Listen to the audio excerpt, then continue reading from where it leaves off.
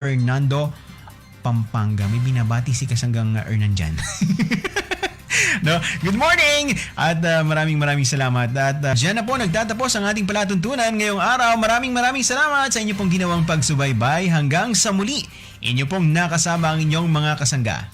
Kasanggang Zairine Viloria, maraming salamat po at ingat tayo mga kasangga. At eto naman si Kasanggang Ace Villapando. Maraming salamat. Pagpalain po tayo ng poong may kapal. Kasangga at kalusugan. Inyong narinig ang programang Kasangga at Kalusugan.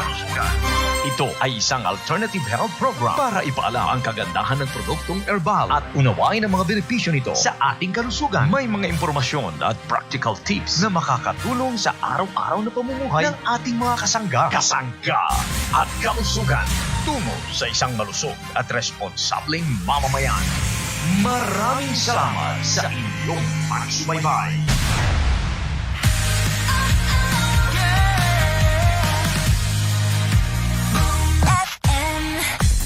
Dagos na kamo sa Bodega Home Plus, kung saan makukuha ang widest variety of home and office furnitures, appliances, lighting fixtures, glasswares, kitchenwares, and many more. Up to 12 months 0% interest on major credit cards. Sigurado pa ang on-day delivery of items. May warranty pa ang gabos na items. Bodega Home Plus sa Elias Angeles Street, Naga City. Open from 9 a.m. to 8 p.m. Sa Bodega Home Plus, bawal ang mahal.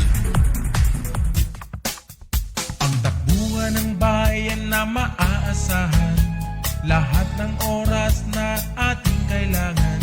Kalusugan ng bayan inaalagaan, Parmasya Uy laging nandyan.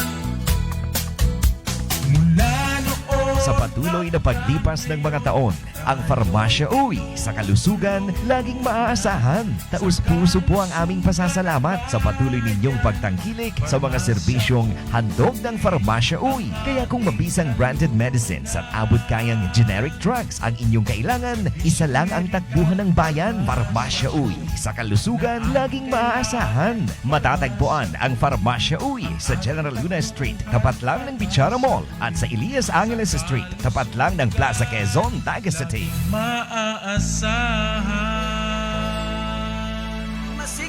Mag-enjoy sa sarap ng lasa ng nakaugili ang kape nang walang pag-aalinlangan sa inyong kalusugan. Dahil ito ay kapeng natural, ngunit lasang mahal. Oo, kaibigan, hindi tinipid, pakete man o ang laman. Iyong subukan ng iyong mapatunayan. Kape ni Manoy, ang kapeng Oragon, the superior herbal coffee drink. Available na ang kape ni Manoy sa Zoda Pharmaceutical Distributor, San Antonio, Poblacion, Calabanga, Camarines Sur, Kaysar Drug Store, San Juan Avenue, North Centro Sipocot, Camarines Sur, Levmar Drug Store, Santa Rosa del Sur, Centro Pasaco, Camarines Sur, New Tinambak Drug Store, Centro Tinambak, Camarines Sur, Limanan Drug Store, Limanan, Camarines Sur, Zuri Drug Store, and Plaza Diversion Road, Naga City. At sa lahat ng mga authorized dealers at KKBN offices sa inyong mga lugar.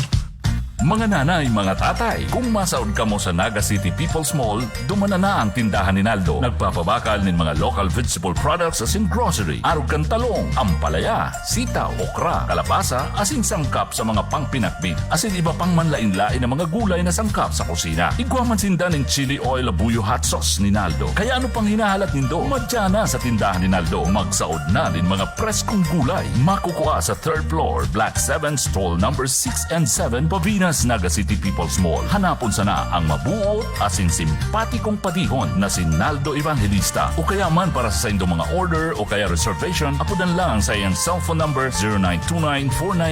0929-498-1549. Tumana kita sa tinindahan ni Naldo. Barato na, may diskwento pa. Tandaan ang tamang paraan ng paghuhugas at paglilinis ng kamay upang makaiwas sa iba't ibang karamdaman. Basain ng tubig ang mga kamay at sabunin. Unang sabunin ang mga palad at ang likod ng mga kamay. Kuskusin na maigi ang pagitan ng mga daliri at maging ang mga kuko. Isunod ang pagitan ng mga hinlalaki at kuskusin ng paikot ang mga dulo ng mga daliri sa magkabilang palad. Banlawang mabuti ang mga kamay sa malinis na tubig at patuyuin ang mga kamay gamit ang single-use towel o air dryer. Basta't sama-sama at laging handa, kaya natin to! Isang paalala mula sa DOH, PCOO, KBP at ng himpilang ito. Ito ang SOL Broadcasting Station, DWOS 103.9 Boom FM Naga. Mas pinalakas, mas pinalinaw. Una sa mga balita, una sa impormasyon at musika. Broadcasting live from the heart of Bicol, Naga City, 103.9 Boom FM, ang istasyon ni Aling Sonia. Mga kaibigan, eksakto na ang 5:30 ng umaga. Live mula sa News Center ng 103.9 Boom FM Naga, ang radyo ni Aling Sonia. Boom Balita! Boom Balita! Lunes hanggang Biyernes, Boom Balita! Boom Balita! Mga kaibigan, kabikulan, magandang umaga. Narito na ang headlines ng ating mga balita. Balita! Unahin natin headlines ng ating mga balita ang pambansa ngayong Huwebes. Kaso po ng COVID-19 sa Pilipinas, umaabot na sa 311,694. Samantala, Senator Francis Tolentino, binigyan ng last chance si Housing Secretary Del Rosario. First report ni Duterte sa Kongreso, may kaugnayan po sa Bayanihan 2 asahan sa October 5 ayon sa Palasyo, Malacanang. Samantala, grupo ng mga pork producers sinisi ang DA sa kapabayaan sa ASF. Mega quarantine facility sa Metro Manila bubuksan sa Nobyembre. Comelec OSG pinakukomento ng PET kaugnay po sa electoral protest ni dating Senador Marcos. DILG hinimok ang mga Pilipinong magparehistro para sa National ID System. Pag-angkat ng karne ng baboy kinakailangan na ayon sa PCCI. Palabra de honor napakalaga kay Pangulong Duterte ayon sa Palasyo, Malacanang.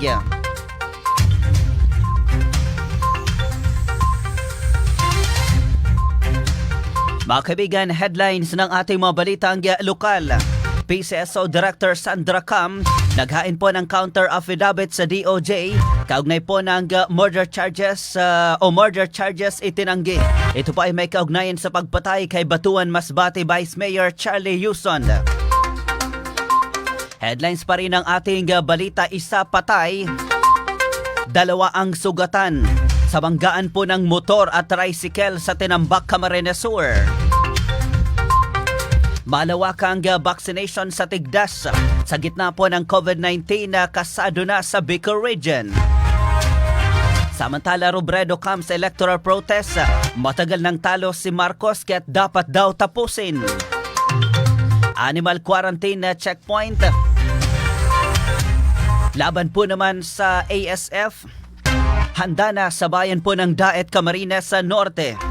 Samantala, Department of Education Regional Office No. 5 nagbabala kaugnay po ng anumang solicitation. Suspect naman na nahuli sa isang bypass operation sa Nabua, Camarines Sur, sinampahan na ng kaso ng mga otoridad.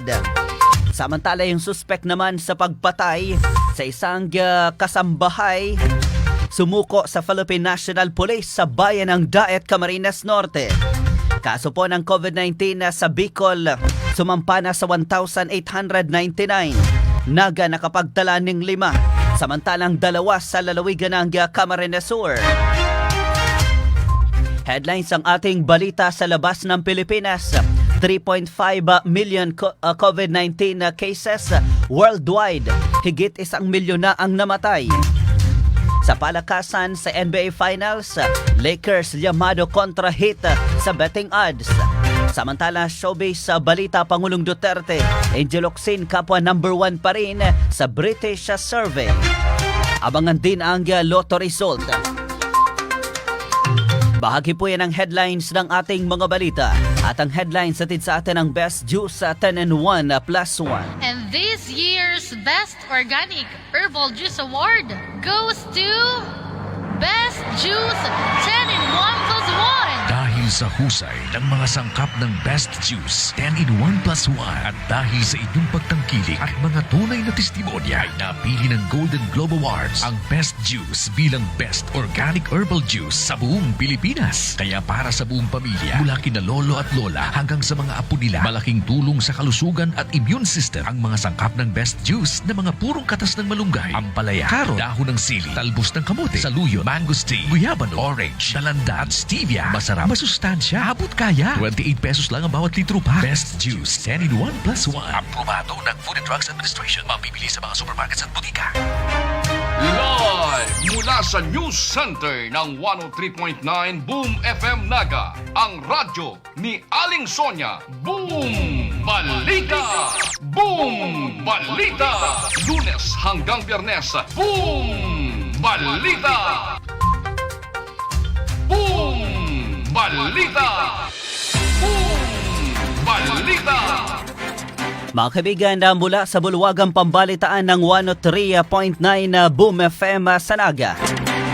Ako pa ang magiging tagapagbalita, Jomar Morada. Araw tayo ng Huwebes, October 1, 2020. Sa detalye na ng ating mga balita. Boom Balita! Unahin natin detalye ng ating mga balitang pambansa ngayong umaga. Dapat makapagparehistro para sa National ID ang karamihan daw sa mga Pilipino. Ayon po kay Department of Interior and Local Government DILG Undersecretary Jonathan Malaya, kung hindi man lahat sa mga Pinoy o sa mga Pilipino ay kailangan mairehistro na para sa National ID System ang mayorya ng mga Pilipino sa bansa. Sinabi pa ni Malaya, napakalaga kasi ng National ID System kung saan layo nitong gawing sistematiko ang ID System para sa mga Pilipino. Bukod dito, sinabi rin ng opisyal na marami pa rin mga Pilipino ang wala ring ID sa ngayon at gumagamit pa rin ng sedula bilang kanilang proof of identification. Sa ngayon, tiniyak po ni Malaya na nasa 30 mga probinsya ang ipaprioridad para roll out ng National ID System kung saan nakikipag-ugnayan ang mga LGU sa Philippine Statistics Authority para sa pre-registration process.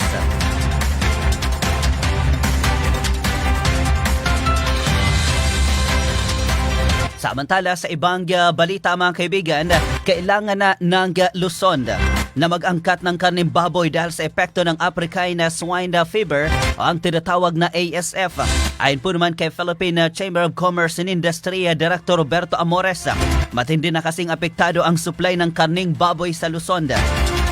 Dahil dito sinabi na Amores na panahon na para mag-angkat ng supply ng karne sa malugar o bansang walang kaso ng ASF upang mapatatag ang presyo ng karne sa bansa. Matatandaan noong Setyembre ng nakaraang taon pa nang kumpirmahin po ng Department of Agriculture ang pagpasok ng ASF sa Pilipinas kung saan isinisi naman ito sa inaangkat o iniangkat mula sa China.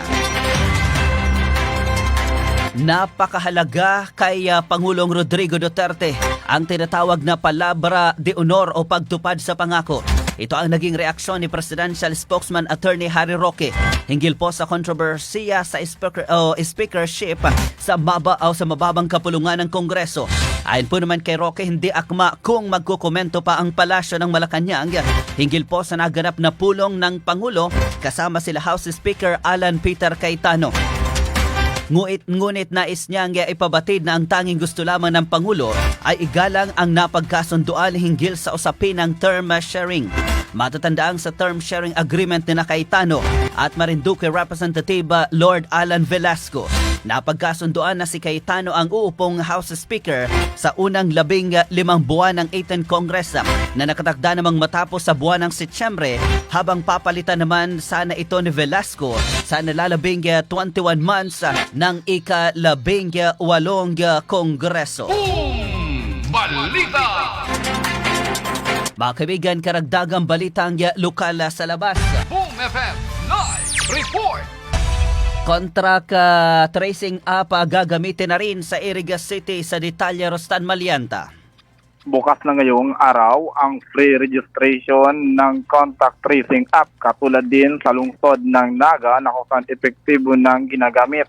Ayon sa nakong informasyon ng Boom FM mula sa lokal na pamahalaan ng Iriga City, Camarines Sur, ito ay allowed lalo na sa mga netizen o mga citizen na taga-Iriga, mga bisita, mga business establishment, mga government offices na dapat makapagrehistro na para sa i-contact tracing app.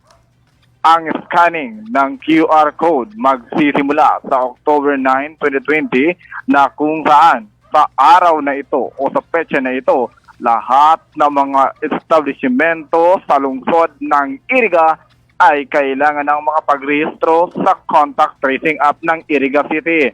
Sa karagdagang impormasyon na pag-alaman na kapag ginamit ang Iriga City contact tracing app sa lungsod ng Iriga, mapapadali ang pag-contact trace sa sinumang tinatamaan ng COVID-19 o mga nakakasalamuha ng COVID patient. Ang registration mababasa sa website na http://irigatechnohub.com/icontact. Yan ating karagdagang balitang lokal. Mula sa Labas Simpilan, ito niyang Boom Patrol. Para sa Balianta, nagulat sa 139 Boom FM. Boom FM Live Report! Mga kaibigan, eksakto na ang 5:40 ng umaga, oras sa buong Pilipinas. Balikan natin ang mga balita ang pambansa ngayong umaga. Mapasisimulan na sa Nobyembre ang operasyon ng pinakamalaking quarantine facility sa Metro Manila. Ito ay matapos na isagawa ang ceremonial turnover sa Soler Pagcor Mega Quarantine Facility sa bagong Nayong Pilipino sa Parañaque City kahapon. Ito na ang pinakamalaking quarantine facility sa bansa kung saan merong 600 bed capacity at ang kakalaga ng 220 million pesos na ginawa sa loob ng 5 weeks. Binubuo rin ito ng 8 malalaking tents na may 75 mga kama kada tent. Ay naman kay Presidential Spokesperson Harry Roque, tatanggapin sa naturang mega quarantine facility ang lahat ng kumpirmadong kaso ng COVID-19 na pawang mild at asymptomatic, mga pasyenteng nirefer ng local government units at One Hospital Command Center. Anya maigpit namang ipagbabawal dito ang walk-in kung saan kahit mas mainam na makipag-ugnayan muna sa LGU o di kaya'y sa One Hospital Command Center.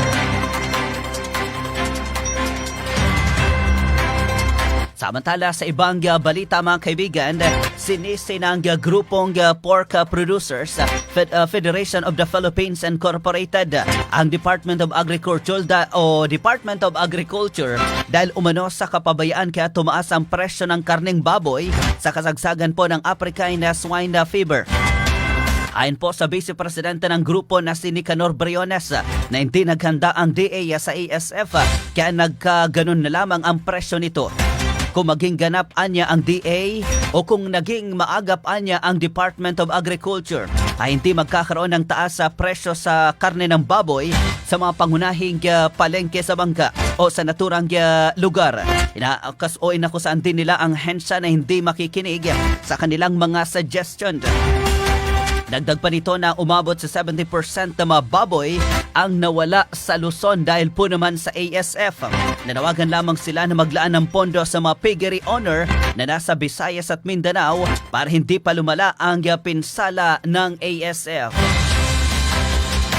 Samantala, isusumiti ng Malacanang sa Kongreso sa araw ng Lunes, October 5, 2020, ang kauna-unahang report nito sa Bayanihan 2. Dito makikita ang pinagkagustuhan o pinaglaanan na ng pamalaan sa pondong nakapaloob sa Bayanihan 2. Sinabi po ni Presidential Spokesman Secretary Harry Roque, isa sa publiko naman ito ng Malacanang at makikita ang kabuang report. Nakapaloob sa Bayanihan 2 ang ikalawang tranche ng Social Amelioration Program at Recovery Program ng pamalaan para sa mga sektor na labis na naapektuhan ng COVID-19 pandemic at kinakailangang matulungan na muling makabangon at magbalik operasyon. Sa nakalipas na Bayanihan 1, kada Lunes ay nagsusumiti sa Kongreso si Pangulong Duterte ng kanyang report para ilatag kung saan napupunta ang pondo para sa pagtugon sa COVID-19. Balita! Samantala sa ibang balita, pinagbigyan pa ni Senator Francis Tolentino si House Secretary Eduardo De Rosario para makuha ang kumpirmasyon sa Commission on Appointments ng kanyang ad interim appointment. Sinabi po ni Tolentino na siyang namumuno sa committee. Sinuspindi na lang nila ang confirmation hearing ni Del Rosario para mabigyan ng pagkakataon ng mga miyembro na makaboto sa secret balloting. Pagbubutuhan kung palulusutin ang pamumuno sa Department on Human Settlements and Urban Development. Sinuspindi ang pagdirig batay sa motion ni Davao Oriental Representative Joel Almario. 2 beses nang humarap si Del Rosario sa CA, ngunit ipinagpaliban ang kanyang kompirmasyon dahil sa matanong ng ilang mambabatas mula sa Mindanao ukol po sa rehabilitasyon sa bahagi po naman ng Marawi City. Balita! Dagdagan pa rin natin mga balita ang pambansa ngayong umaga. Hindi muli bababa sa 2,000 ang naitalang bagong kaso ng coronavirus disease o COVID-19 sa Pilipinas. Sa uling datos ng Department of Health, bandang araw ng Miyerkules, September 30, umabot na sa 311,694 ang confirmed cases ng nakakahawang sakit sa bansa. Sa naturang bilang 52,702 ang aktibong kaso. Sinabi po ng kagawaran na 2,426 ang bagong napaulat na kaso ng COVID-19 sa bansa. 86.4% sa active COVID-19 cases ang mild. 9.0% ang asymptomatic. 1.4% ang severe. Habang 3.2% ang nasa critical na kondisyon. Nasa 58 ang napaulat na nasawi. Dahil dito umakyat na sa 5,504 ang COVID-19 related deaths sa ating bansa. Ayon pa sa DOH, 585 naman ang gumaling pa sa bansa. Dahil dito umakyat na sa 253,488 ang total recoveries ng COVID-19 sa Pilipinas. Balita! Mga kaibigan, 5:46 ng umaga. Showbiz Balita. Showbiz Balita. Sa ating showbiz balita, sina Pangulong Rodrigo Duterte at ang aktres na si Angel Locsin ang pinakalubos na hinahanga ng mga Filipino at Pilipina batay sa survey ng isang British market research firm. Sumunod kay Pangulong Duterte sa survey ng YouGov, sina Senator Manny Pacquiao at Manila Mayor Esco Moreno. Sa women's category, pumapangalawa si 2018 na Miss Universe Catriona Gray. Sunod sa kanya na nasa top 10 ang mga artistang sina Sara Geronimo at Liza Soberano. Samantalang nasa ika-15 pwesto si Vice President Leni Robredo. Isinagawa ang survey sa 42 na mga bansa. Samantala sa top 5 sa men's category, pang-apat ang aktor na si Jackie Chan. Sumunod sa kanya si Pope Francis. Ang mga respondents ay tinanong ng who do you truly admire at what do you most admire. So congratulations sa mga nanalo. Balita! Mga kaibigan, sa resulta na ng Lotto kagabi, unahin natin ang EC2, markay manalo ng 4,000 pesos sa bawat 10 pisong taya. Alas 11 ng umaga, 18:22. 18:22. Alas 5, 1:13. 1:13. Alas 9, 16:14. 16:14. Sa ating Suartres, markay manalo ng 4,500 sa bawat 10 pisong taya. Alas 2, 475. 475. Alas 5, 401. 401. Alas 9, 029. 029. Sa ating Grand Lotto 655, jackpot prize 29.7 million pesos. Hindi po tinamaan. Ito ang malumabas sa 10, 22, 40, 29, 51, 42. Again, 10, 22, 40, 29, 51, 42. Samantala sa ating Mega Lotto 645, jackpot prize 22.4 million pesos, hindi po tinamaan. Ito ang mga lumabas sa 32, 39. Number 8, 14, 43, number 6. Ulitin ko lang, 32, 29, number 8, 14, 43, at number 6. Balita! Mga kaibigan, Boom Balita ang inyong napapakinggan. Lunes hanggang araw po ng Biyernes, alas 5:30 hanggang alas 6 ng umaga sa 103.9 Boom FM. Balita! Mga kaibigan, dagdagan pa rin natin mga balita ang pambansa ngayong umaga. Nakatakdang makatanggap ng 1,000 pesos insentibo ang mga pampublikong guro sa pagdiriwang ng World Teachers Day ngayong buwan. Ayon po kay Department of Education Secretary Leonor Briones, bukod daw sa 1,000 pesos ay makakatanggap din ang maito ng 500 pesos para sa medical expenses. Ang tulong pinansyal anyang ito ay hakbang para sa pangangalaga sa kalusugan at kapakanan ng mga guro sa gitna ng pandemya. So 1,000 pesos at 500 pesos para sa medical expenses. Noong nakarambuan, sinabi po ni DepEd o ng DepEd na umabot sa 823 tauhan nito at may estudyante ang tinamaan po ng coronavirus disease sa 2019. O narito ipinabatid ni Eduardo Undersecretary Annalyn Sibilia na mga kawani ng DepEd kabilang na ang mga guro na magpupositibo sa COVID-19 ay maaari makapagbayad ng kanilang medical expenses sa pamagitan ng benefit packages na inaalok ng PhilHealth. Boom! Balita! Mga kaibigan, sa huling kabit balitang pambansa, inaprubahan na ng World Bank ang isang bagong project loan para sa Pilipinas na inaasahang makakatulong sa gobyerno para matugunan ang pangangailangan ng mga pamilyang mahihirap. Nagkakalaga ito ng $600 milyong na ilalaan sa mga proyektong ipinatutupad ng DSWD gaya po ng Pantawid Pamilya Pilipino Program at Response sa Service Transformation para sa kanilang mga beneficiaryo. Inaasahan umanong makakatulong ito sa halos 4 milyong pamilya na naapektuhan ang hanap buhay ng coronavirus disease sa 2019 pandemic. Ilang dekada na rin sinusuportahan ng World Bank ang 4PACE na programa ng pamahalaan.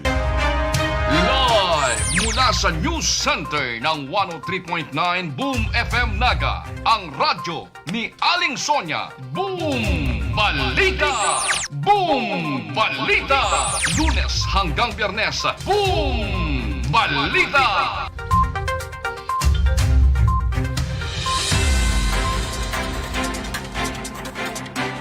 Boom Balita! Mga kaibigan, sa detalye na ng ating mga balitang lokal. 8 minuto bago mag-alas 6 ng umaga. Sumampa na sa 1,899 ang kaso po ng COVID-19 sa Bicol Region simula March 27 hanggang September 29, 2020. Samantalang aktibong kaso ay umakyat muli. Umaabot na ngayon sa 403. Samantalang Albay nakapagtala ng 5. 4 sa Legazpi City, 1 sa Daraga, Albay. Walang naitala sa Masbate, Sorsogon at Camarines Norte. 7 ang naitala sa Camarines Sur. 5 sa Naga City. 1 po sa Calabanga at 1 sa bayan po ng San Fernando, Camarines Sur. Samantala, 2 recoveries naman sa Camarines Sur. Ito ay si Bicol Patient 1630 at Bicol Patient 1631. Samantala, 2 nga po ang positibo. 1 sa Calabanga at 1 sa bayan ng San Fernando. Dahil dito umakyat na sa 425 ang kaso po ng COVID-19 na sa Camarines Sur. 59 ang aktibong kaso, 349 ang recoveries at 17 na ang binabawian ng buhay. Samantala, ang mga panibagong naitala ay si patient number 1888 o 1888, 29 years old. Siya po ay isang babae taga Binaliw, Calabanga, Camarines Sur. Isang health worker. Bicol patient 1899, 42 anyos. Siya po ay babae. Taga Bonifacio, San Fernando, Camarines Sur. Samantalang 4 naman ang naitala po sa Naga City. Kasama dito si Bicol patient 1894, isang 62 years old babae, taga Zone 6 sa Kanda Extension, Concepcion Pequeña, isang nursing attendant sa BMC. Bicol number 1895. So 5 sa Naga City. Number 2 si Bicol number 1895, 43 anyos babae, taga Ojeda Street, Dinaga, isang government employee. Samantala, pangatlo, Bicol number 1896, 51 years old, isang lalaki, taga Concepcion Pequeña sa Maharlika Highway. Siya po ay isang entrepreneur. Bicol number 1897, 41 years old, babae, taga Maharlika Highway, Concepcion Pequeña, entrepreneur. Bicol number 1898. Siya po ay 9 anyos sa lalaki, taga Maharlika Highway, Concepcion, Pequeña. Dagdagan pa rin natin mga balita ang lokal ngayong umaga. Mula sa Camarines Norte, tuluyan na ang sumuko sa pulisya. Ang suspek matapos makonsensya sa pagpatay at paglibing nito sa isang 20 anyos na dalaga na kasambahay na sinasabing naging karelasyon nito. Ang suspek ay si Arnel Bonito, 50 anyos, may asawa, walang trabaho at residente ng Puro 4, Barangay Alawihaw sa bayan po ng Daet, Camarines Norte. Yung biktima ay si Angelica Toralba, 20 anyos, kasambahay, residente ng Barangay Bibiraw, Daet. So ang karelasyon ng suspek ay 50 years old. Ang dalagang kasambahay ay 20 years old. Matatandaang September 23, 2020 nang mai-report ang pagkawala ng biktima. September 29, 2020 ay na-recover ang kanyang bangkay sa lugar na pinangyarihan ng krimen sa pamagitan po ng Daet Municipal Police Station. Ang biktima ay nagtamo ng 20 saksak sa iba't ibang bahagi ng katawan dahilan para ito ay mamatay. Inilibing ito ng suspect sa likod mismo ng kanilang tirahan na may lalim na 1 metro. Grabe ano? Selos umano ang dahilan ng karumal-dumal na krimen. Dahilan para patayin ng suspect ang naturang biktima dahil sa report plano makipaghiwalay ng kasambahay. Nagselos ang suspect dahilan para patayin niya ang biktima. Nagtungo pa sa simbahan ng suspect bago tuluyang ang suspect naman ay tuluyang nakipag-ugnayan na sa Philippine National Police. Sa ngayon, nasa St. Peter Funeral Homes ang mga labi po ng biktima. Samantala, ang suspect ay hawak na ng Philippine National Police at nakatakdang kasuhan ng murder. Balita! Samantala, habol pa natin mga balitang lokal, nagbabala ang Department of Education sa Bicol Region laban po naman sa anumang klase ng solicitation ng gadget na gagamitin para sa online at distance learning ng mga estudyante sa pagbubukas ng klase sa darating na October 5, 2020 sa araw na po ng Lunes. Sinabi ni May Flor Jumamil, tagapagsalita ng DepEd Regional Office No. 5, na hindi sila papayag sa ganitong mga hakbang sa dahilang hindi pwede ang online learning kundi sa pamagitan lang ng modular scheme. Itinagdag pa ng opisyal na nagkakaroon sila ng mga hakbang upang matiyak na reglado ang pagbubukas ng klase habang bawal po ang face-to-face classes dahil po naman sa epekto ng COVID-19. Samantala sa ibang balita pa rin natin, umaasa ang kampo ni Vice President Tenny Robredo na paninindigan ng Supreme Court bilang Presidential Electoral Tribunal ang desisyon nito sa election protest ni dating Senator Bongbong Marcos. Itong araw, nang atasan ng PET ang Commission on Election at Office of the Solicitor General na maghain po ng komento sa mga nakabinbin pang issues ng naturang protesta. Magunitang 263,473 ang lamang ni Robredo kay Marcos sa pagtatapos ng bilangan ng mga balota noong 2016 elections.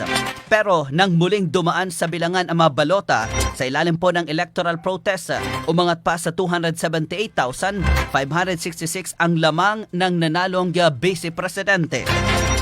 Binigyan din pa ng abogado ni Robredo na sa ilalim po ng panuntunan ng Electoral Tribunals, mandato ang agarang pagbasura sa election protest na bigong makapagpalutang ng recovery. Noong February 2018 na magsimula ang PET sa manual recount ng mga balota mula sa napiling pilot provinces ni Robredo pati na ni Marcos.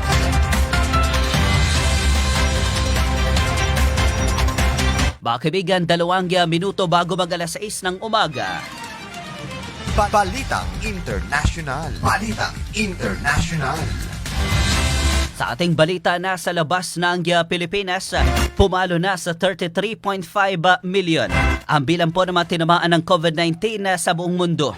Bati po sa tala ng Johns Hopkins University, nangunguna pa rin ang Estados Unidos sa mga bansang may pinakamaraming kaso ng sakit na mayroon ng 7.1 kaso o 7.1 milyong kaso.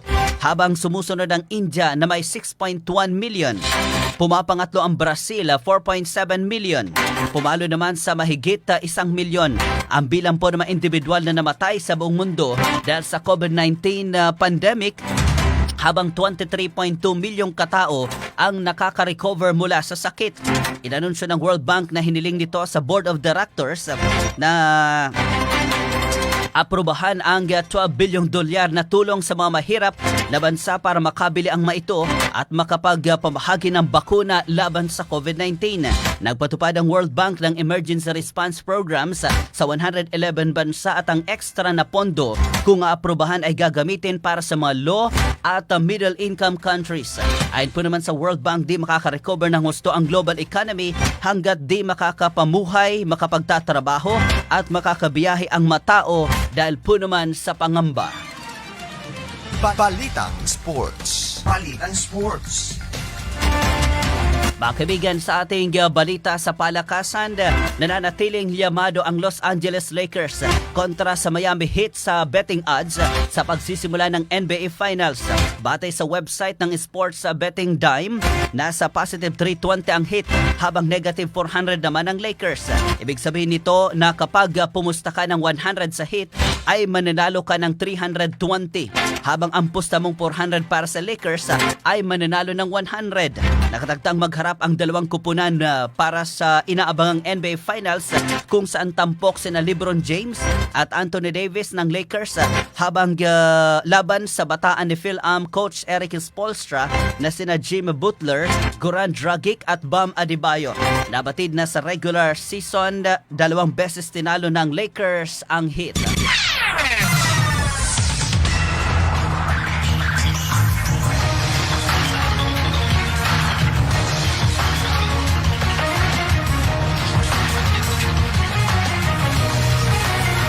Mga kaibigan, yan na po ang naging kabuuan ng ating pagbabalita.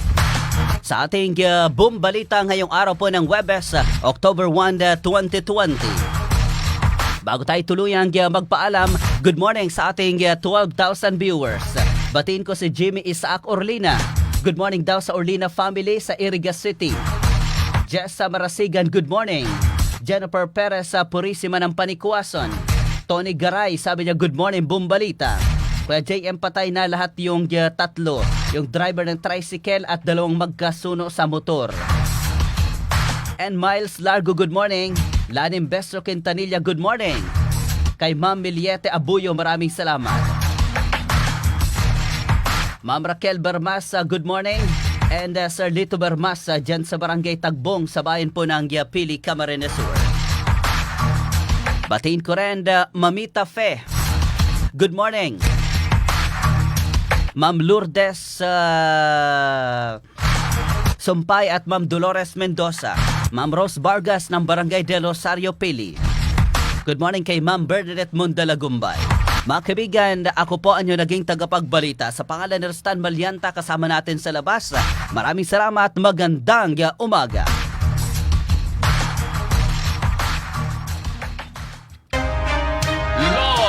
Mula sa News Center ng 103.9 Boom FM Naga, ang radyo ni Aling Sonia. Boom Balita!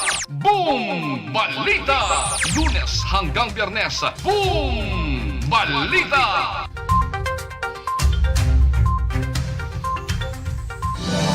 Ito ang SOL Broadcasting Station, DWOS 103.9 Boom FM Naga. Mas pinalakas, mas pinalinaw. Una sa mga balita, una sa impormasyon at musika. Broadcasting live from the heart of Bicol, Naga City, 103.9 Boom FM, ang istasyon ni Aling Sonia. Narito na ang programang Wellness is Happiness. Mga kaalaman ukol sa kalusugan ng katawan at kaisipan at pagpapaunlad ng kaanyuan para sumaya ang buong pamilya. Hatid sa inyo ng award-winning host, si Dr. M, your expert in alternative medicine. Hello po mga ka-wellness, maligayang buhay po sa ating lahat. Muli, ito ang programang Wellness is Happiness. Hatid po sa atin ng Best Cafe 8-in-1 Complete Coffee Mix. Ang kapeng nagtataglay ng purong katas ng malunggay, guyabano, mangustin, agaricus, blase, muril, mushroom at syempre barley grass. Wala po itong asukal dahil imbis na asukal ay stevia po ang ating sinangkap. At kung atin pong pag-aaralang mabuti ang mga sangkap na halaman ng Best Cafe ay talagang trending, kilalang kilala sa buong mundo pagdating sa husay po nila sa pagtulong sa pagpapagaling ng iba't ibang sakit. Ang mga halamang ito ay napatunayan na nagtataglay ng mga mahalagang minerals, vitamins at iba't iba pang beneficial substances na lamang kumpara sa ibang halaman. Kahit po ang iba't ibang laboratorio ay naglabas ng mga pag-aaral ukol sa mga halamang pinili natin na maging sangkap ng Best Cafe. Yan po ang dahilan kasama ng mga totoo niyong testimonya. Kaya ang Best Cafe ang pinili ng Golden Globe Awards para gawaran ng Best Organic Herbal Coffee Award sa buong Pilipinas, na pag tinagalog po natin, ibig sabihin kinilala ng Golden Globe Awards na pinakamahusay, pinakamagaling na herbal na kape ang Best Cafe 8-in-1 Complete Coffee Mix. At dahil po sa kaligayahan na yan na natanggap ng aming kumpanya at ng ating paboritong produkto, syempre naglabas tayo ng pagpapasalamat sa lahat ng tumatangkilik sa Best Cafe. Hindi lamang po yan, ito po'y paraan din para makatulong po tayo sa ating mga kababayan sa panahon ngayon na matindi ang krisis. Bilang aming pasasalamat sa lahat po ng tumatangkilik sa Best Cafe, Best Juice at Best Cups, at bilang isang paraan upang kami ay makatulong sa ating mga kababayan sa panahong ito ng krisis, ay aming inilulunsan ang The Best Bravo Big Time ang premyo. Halos 700,000 piso ang pwedeng mapanalunan sa first draw on July 11, 2020. 2 winners of 20,000 pesos cash. 50 winners of 2,000 peso worth of products sa second draw on September 12, 2020. 5 ang mananalo ng 20,000 pesos cash. 50 winners of 2,000 peso worth of products. At sa grand draw on December 26, 2020, 5 winners of 20,000 pesos cash. 1 winning store clerk of 50,000 pesos. 1 winning store owner of 50,000 pesos. And 1 grand winner of 200,000 pesos cash. Maglagay lang sa isang sobre ng 6 na empty sachet ng Best Cafe 8-in-1 Coffee o 3 empty sachet ng Best Juice 10-in-1 plus 1 o isang empty blister pack ng Best Caps Food Supplement. Isulat sa sobre ang iyong pangalan, address, contact number, store name kung saan binili ang produkto at store clerk na nagbenta sa inyo ng produkto, at ihulog sa mga drop boxes. The more entries you send, the more chances of winning the Best Promo Big Time ang premyo. Hatid sa inyo ng Best Cafe, Best Juice at Best Caps. See posters and flyers for more details. Per FDA permit number 2020021813336. Alright mga ka-wellness, sa punto pong ito ay gusto kong magdagdag ng mga kakaibang kaalaman sa inyo para maingatan po natin ang ating sarili laban sa COVID-19. Meron pong nilabas na isang artikulo na sabi, sana maging isipan natin yung 2 pangunahing batas ngayon. Kakaibang batas po ito. Una, pagdudahan mo ang sarili mo na baka may COVID ka na. Parang principle, actually hindi siya batas or logic. At pangalawa, pagdudahan mo ang ibang tao na baka may COVID-19 sila. Sa paraang yan, magpa-practice mo ang social distancing. Bakit? Kung iisipin mo na baka may COVID-19 ka, hindi ka didikit kung kani-kaninong tao at baka makahawa ka, lalo na sa mga mahal mo sa buhay. At kung iisipin mo naman na baka may COVID-19 ng ibang tao, ikaw mismo ay didistansya po sa kanila. Magandang maging isipan yon, wala namang masama ho doon. At least talagang ikaw sa sarili mo, titiyakin mo na magagawa mong social distancing pag yung 2 logic na yan ay lagi mong iisipin. At syempre karagdagan yung 3 letter C umiwas po tayo sa mga confined or closed na lugar. Ano po, yung mga sarado kasi mas mabilis ang hawaan pag ganon.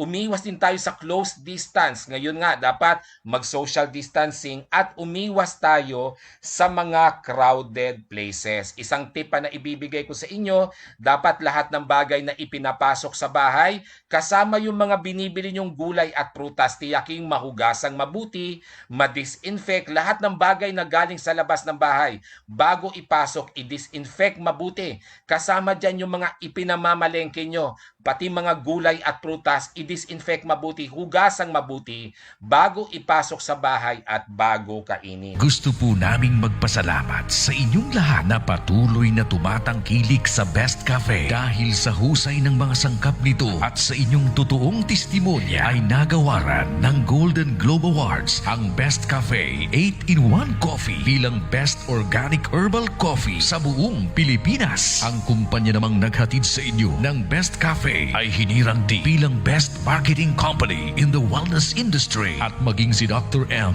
na siyang nag-formulate ng Best Cafe ay nagawaran ng Excellence in Entrepreneurship Award at mula naman sa World Council Excellence Awards ay ang Seal of Excellence as Naturopathic Practitioner. Lahat ng tagumpay na ito ay nagpapatunay na ang mga sangkap ng Best Cafe gaya ng malunggay, guyabano, mangosteen, agaricus mushroom, barley grass at stevia ay talagang malaking tulong sa kalusugan ng tao at sa pagpapagaling ng maraming sakit sa presyong makatao para sa lahat ng Pilipino. Best Cafe 8-in-1 Coffee, aprobado ng Food and Drugs Administration, mabibili sa mga supermarkets at butika. Alright, nagbabalik po tayo mga ka-wellness ha. Ilang karagdagang mga tip pa na ibibigay ko sa inyo. Mga kakaibang tip po ito mga ka-wellness ha. Para tayo'y makapag-ingat laban sa COVID-19 is isa sa mga ituturo ko yung tinatawag na paranoid thinking. Pag sinabing paranoid, parang overacting, parang nababaliw na, sobra-sobra naman. Ano po? Pero para sa akin, sa panahon ngayon, walang masama kung maging paranoid thinker tayo na para bang sobra or overacting yung ating pag-iingat. Mas maganda na ho yun kaysa hindi po nag-iingat. Ano yung sinasabi kong paranoid thinking? Ano po? Iba ho ito sa nagpapanik ha. Pag nagpapanik kasi yung masyadong nababalisa, yung walang kapayapaan yung isip, yung sinasabi kong paranoid thinking, yung inuunahan mo na, inuunahan mo na yung isang bagay na posibleng mangyari. Hindi ka nag-overreact, kumbaga preventive thinking po ito. Ano po yung halimbawa? Pag ikaw po ay pumupunta sa labas, kunyari pumupunta ka ng mall, nagpupunta ka ng mga bangko, kung saan ka man magpunta, hanggat maari, huwag ka nang umupo sa mga upuang nakatalagang upuan. Bakit? Siyempre, hindi mo naman alam kung talagang na-disinfect yung mga yon at kung ilang tao na po ang naupo po doon, di ba? Huwag hahawak hanggat maari sa anumang bagay, okay? So, halimbawa, huwag kang hahawak ng upuan. Huwag kang hahawak ng ballpen ng iba. Yung public ballpen, minsan sa mga bangko, merong ballpen, syempre, na ipinansusulat ng mga customer. Magdala ka ng sarili mong ballpen. Huwag kang hahawak ng doorknob hanggat maari. Ngayon, huwag ka ring pipindot ng elevator. Biyaan mo po na kung may operator naman, karamihan ng mga elevator ngayon, nagtatalaga na po ng mga operator. Kung hindi maiwasan na talagang hahawak ka ng mga bagay-bagay pag ikaw ay lumabas sa bahay, gumamit ka po ng tissue. Walang masama kung yung ballpen, babalutin mo sa tissue habang nagsusulat. Biyaan mo pagtawanan ka ng ibang tao o sabihin nilang overacting ka, maniwala ka. Yung ibang tao, overacting din yung mga yon. Dahil ikaw nag-iingat ka lang. Kasi pag iningatan mo ang sarili mo, kasama sa iniingatan mo ang buhay ng pamilya mo. Dahil pag ikaw ay nakalanghap or nakakuha ng virus sa anumang surface, halimbawa, sa paligid mo, iuuwi mo yan sa bahay mo. Lalo na't hindi mo nakikita yan. Kaya yung ganong paranoid thinking, wala hong masama ho doon ha. Tandaan nyo, iba naman yung nababaliw na, sobra naman pag-iisip, yung nababalisa, nadidepress, nai-stress. Yung siyasabi kong paranoid thinking, again, ipinapaliwanag ko, yung parang advance ka mag-isip. Lahat ng bagay pinagdududahan mo na baka merong virus, kaya ganun na lamang ang iyong pag-iingat. Okay? Hanggat maari, huwag kang bibili ng pagkain sa labas. Kahit yung mga drive-thru. Bakit? Ilang tao na ba ang humawak niyan bago na ipasa po sa'yo? Baka mamaya sobrang linis mo sa katawan mo, Pero doon sa pagkain binili mo mula sa labas, yun naman ang may virus, dadalhin mo rin. Dadalhin mo rin doon sa loob ng bahay mo. Mas maganda mga ka-wellness, huwag ka na talagang kumain sa labas. Doon ka sa loob ng bahay mo kumain. Kaya kung ikaw ay may lakad, iche-tsempo mo na, halimbawa ang lakad mo ay pagkatapos ng mananghalian o kaya pagkatapos mo ng mag-almusal, tapos bago mananghalian, bumalik ka na sa bahay mo. Dahil hanggat maari, umiwas ka na sa labas ng bahay kakakain sa mga restaurants o kaya bibili ka ng drive-thru, kakainin mo sa sasakyan o sa isang lugar na uupo ka, doon mo babanatan yung pagkain mo. Umiwas na sa ganun. Kumain ka na bago ka pa umalis sa bahay. Ngayon, huwag kang sasandal kung saan-saan. Hindi mo alam yung sinasandalan mo mga pader, mga poste, mga railings, baka kung sino-sino nang humawak dyan, hindi mo masasabi yan. Malay mo kung sino-sino na po ang umubo dyan, umatching sa mga dingding na yan. Kaya dapat maging ganon yung thinking mo. Ang totoo niyan, doon sa ginagawa mong pag-iingat, dapat tapatin mo po yung ibang tao. Ako, puwera biro sa bahay po namin, pag merong bumibisita, tinatapat ko po sila na kung halimbawa hindi talaga maiwasan na yung bibisita ay kailangan ko po. Talagang tinatapat ko sila na yung kanilang inuupuan pag alis nila ay i-disinfect namin.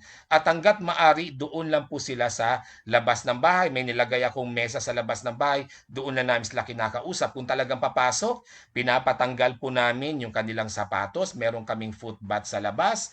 Mag-aalcohol sila bago pumasok. Ang totoo niyan, yung doorknob na hinawakan nila, kahit sa harapan nila, dinidisinfect namin, pero ipinapaliwanag namin at nauunawaan po nila yon mga ka-wellness. Yung mga ganyang pag-iingat, isinishare ko sa inyo kasi okay lang po na maging ganyan ang thinking natin sa panahon ngayon dahil hindi natin nakikita ang kalaban natin. At tandaan mo ang pag-iingat mo sa sarili mo, pag-iingat din yan sa buong pamilya mo.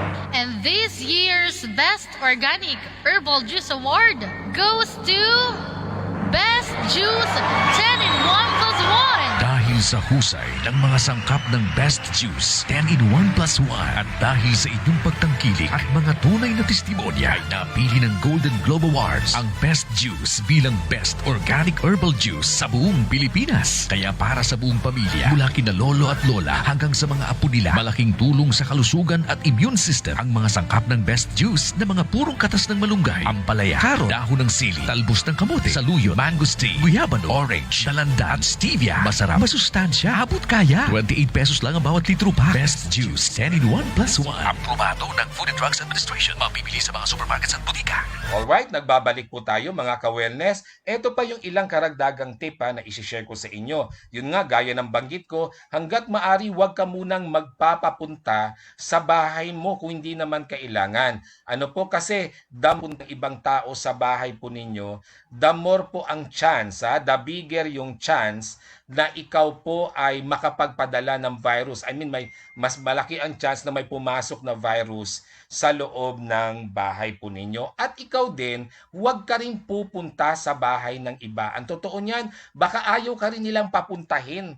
Nahihiya lang sa'yo kaya tinatanggap ka bilang bisita. Pero karamihan ng tao ngayon ayaw munang tumanggap ng bisita. So, kaya nga diba, yung kaninang yung two principles, two logics na inuna ko, pagdudahan mo ang sarili mo na baka may virus ka at pagdudahan mo rin yung iba na baka may virus sila. Sa paraang yon, didistansya ka sa ibang tao, pati yung pagpunta sa ibang bahay, iiwasan mo. Okay? Tapos bantayan mo po ang sarili mo Pag ikaw ay may nararamdaman ng sintomas, okay, dapat gawan mo na po ng paraan. Kung kailangang magpa-check up ka, Although pag ikaw naman po ay nilalagnat, ito isang payong ibibigay ko sa inyo Pag nilalagnat ka, ang mahalaga ay mawala ang lagnat hanggat maaari, huwag kang iinom ng synthetic drugs. Kasi yung lagnat, isang paraan yan ng katawan po natin para labanan ang mga pumapasok na bacteria, viruses, or harmful microorganisms sa katawan po natin.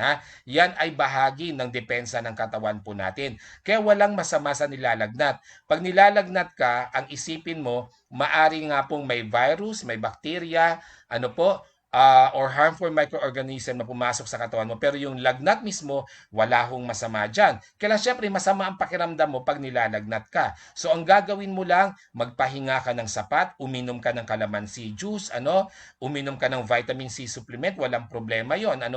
Tapos uminom ka ng maraming tubig, tsaka yung tsaa na luya na merong lemon, nako, napaka-effective nun, napakalaking tulong kung ikaw ay nilalagnat, kahit may kasama pang ubo at sipon, napakalaking tulong nun. Magpahinga ng sapat para makarecover ang immune system. Kumain ng sapat kahit wala kang gana. Pero pag once na yung nararamdaman mo mga sintomas ay hindi lang po lagnat, lalo na po kung may kasama ng hirap sa paghinga, kailangan mo na pong magpa-check up. Kasi wag naman po sana, baka COVID-19 na po yung tumama sa'yo, at least maagapan. At hindi ka dapat mag-alala. Tandaan nyo, wala pa, more or less mga 3%, 2 to 3% lamang ang mortality rate ng COVID-19 sa Makatwid. Di hamak na mas marami ang gumagaling. Ang kailangan lang po, tulungan natin ang ating sarili na gumaling. Higit sa lahat, lagi tayong manalangin para kung may sakit tayo ay gumaling agad at patuloy na proteksyonan ng ating buong pamilya, proteksyonan ng Panginoong Diyos.